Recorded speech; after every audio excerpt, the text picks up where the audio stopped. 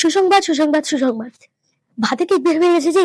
তো যাই হোক, এখন ভাতের কেকের রেসিপি দেখেন, কোনো কথা নয়। তো দেখেন, ব্লেন্ডার মেশিনে ভাত নিয়ে নিছি।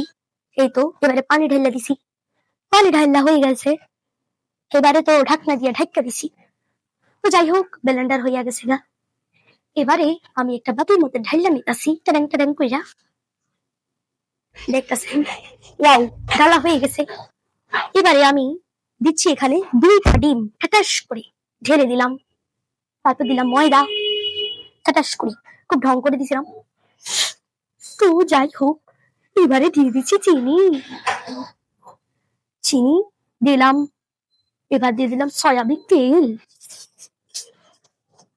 এই তো দেখতে পাচ্ছেন, ভ্যানিলা এসেন্স দিলাম, ঠাটাস করে নেড়ে চেড়ে দিলাম। আপনার ছোট বাচ্চারা কিন্তু, অনেক বাচ্চারাই কিন্তু চাইলে মানে ভাত খেতে পারে না বা ভাত খেতে চায় না, তো এভাবে ভাতের কেক বানাবেন, দেখবেন তারা তো কেকের সাথেও পাবে এবং ভাতও খেতে পারবে। তো এইদিকে দেখেন, দুধ দিলাম, আটা দিলাম, সবকিছুকে ঠাটাস ঠাটাস করে নেড়ে চেড়ে দিলাম। তো এই তো এবারে যেটা দিয়ে হবে সেটার ভিতরে আমি দিলাম। এবারে ভালো মতো নাচাই নিচ্ছি, না নাচালে তো আর ঠিক হবে না। তারপরে ভাত ছিটাই দিচ্ছি, ভাত ভাত ছিটাইছি। এবারে মোলটাকে গ্রেট করে দিয়ে দিচ্ছি, দেখেন কত সুন্দর। এবার কেকের বল দিয়ে দিচ্ছি। এই কেকটা কিন্তু খুবই স্বাস্থ্যকর, তো আপনারা কিন্তু বড় ছোট সবাই খেতে পারবে। তো দেখেন, এবার চুলাই আনছি, চুলাই দিয়ে দিচ্ছি। দেখেন, চুলাই দিয়ে দেওয়া হয়ে গেছে। সত্যি বলছি, এই কেকটা খুবই মজার, আপনার বাসায় ট্রাই করবেন। এই কেক তো হয়ে গেছে, এখন আমি এবারে শলা দিয়ে দেখবো আর কি। তো দেখি হয় কিনা, আসলে হয়েছে কিনা। এই তো শলা দিলাম, দেখতেছি মানে কেকের অবস্থাটা ভালোই হয়েছে। তো যাই হোক, এবারে শলা উঠাইয়ে আমি কেকটা কাটতে চলে এলাম।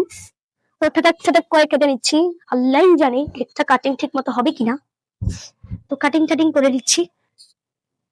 এবারে সুন্দর করে প্লেটের উপরে আমি ঠাস করে ঢেলে দিলাম।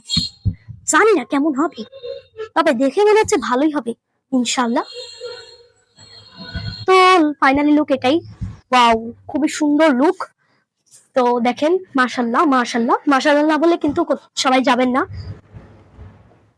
আর এই ভিডিও মানে যারা দেখছেন তাদের কাছে একটা ছোট্ট অনুরোধ, যে আপনার ভিডিওটি মানে যেখান থেকে দেখছেন কমেন্ট জানাবেন। আমার হচ্ছে ইউটিউব চ্যানেলটিকে সাবস্ক্রাইব করে দিবেন, আর ফেসবুকে একটু ফলো দিয়ে দিবেন সুন্দর করে। তো দেখেন, ওদিকে আমি কেকটা কিন্তু টেডাস করে কাটছি, কাটা হয়ে গেছে। এবার ঠাস করে ফেটে দিল, আয় হায় হায় হায় হায়, কি হলো। তো দেখেন, যাই হোক, সব মিলিয়ে কেকটা কিন্তু খুবই স্পঞ্জ হয়েছে, খুবই মানে নরম। তো আস্তে আস্তে কিন্তু আমরা ভিডিও শেষ পর্যায়ে চলে আসতেছি। তো অবশ্যই মানে আমার ভিডিও গুলো ভালো লাগলে অবশ্যই আমাকে কমেন্টে জানাবেন, এবং পরবর্তীতে কি ভিডিও চান অবশ্যই বলবেন। আল্লাহ হাফেজ।